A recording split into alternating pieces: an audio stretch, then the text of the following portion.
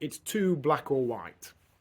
Another error we might make when setting a plan is that it's too all or nothing. It's just either we're kind of doing this thing or we're not. So I'm not going to drink at all. I'm not going to have any takeout. I'm going to do this thing however many times. And they all sound great and would obviously get results. But often the problem occurs when that thing then happens and we perceive that we've failed and we think we should leave it and start again.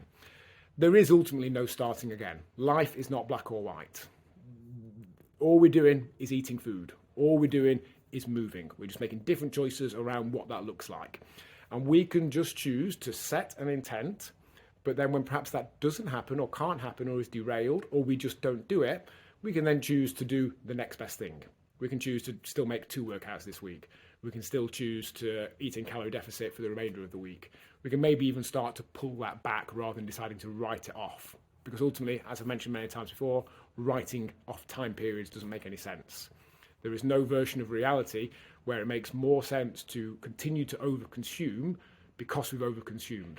You know, if you cracked your phone screen, you wouldn't jump up and down on it. You clip your car, you wouldn't drive it off a cliff. Write-off is something that's happened when the cost of returning something to its original state outweighs the value it will then have. That doesn't happen with our health and fitness and our body and our eating.